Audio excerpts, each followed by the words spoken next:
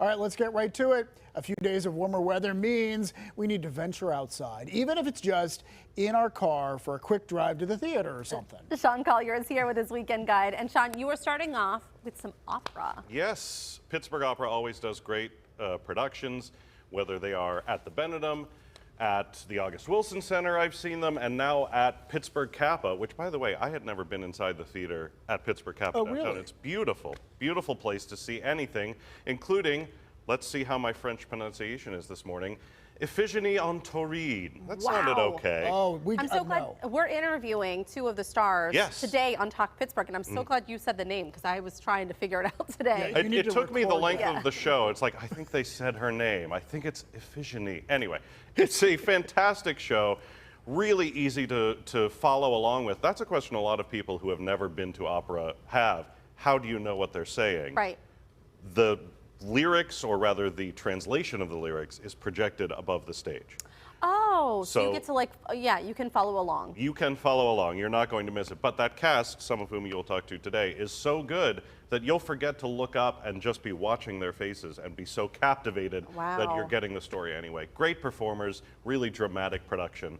I think even people who are not habitual opera goers will enjoy it. You do get drawn in. We had 2 seasons of opera tickets, and you forget to look at the translations, and then you realize, I don't know exactly what's going on. I should pay attention. But you're just rapt, You're entranced. staring at these performers. It's the emotion of it. Yes. All right, let's talk about comedy, arcade comedy theater again. Well, I always say about arcade comedy theater, this is not a place where you have to know, okay, who's performing, what's the show, whatever they have going on is going to be entertaining.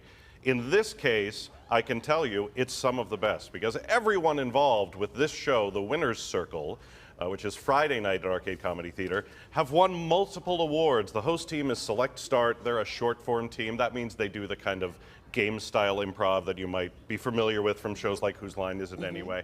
They have won awards from, like Pittsburgh Magazine's Best of the Burg or City Paper's annual voting.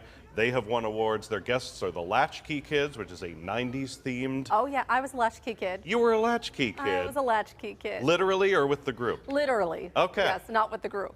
See, back in the 90s, they just let us come in and watch went TV. To work. Exactly. And they were like, you'll find what you need at home. Here's the key. They have also, real latchkey kids, and maybe this troupe too, will also entertain you on Friday night. They've won awards. Arcade is always winning these awards as one of the best places in town for a night out. Going to be a great show tomorrow night. All right, and let's talk about the movies too. One of the big ones, perhaps the biggest one. It's called The Wizard of Oz. And it's 85 this year. This is the 85th anniversary of The Wizard of Oz. And for that occasion, it is back in theaters. I thought this was one of those little revivals that would just be a few places. I looked at the listings. Almost every multiplex in town is showing The Wizard of Oz. That's so wonderful. This weekend. If you haven't seen it on the big screen, I know it's the tradition when we were growing up is that it would be on TV once a year and everyone would gather around, right? I've seen it on the big screen a couple of times since, and you really get swept up in what a beautiful production it is. And how funny it is. We forget, a lot of these performers are like the great comic performers.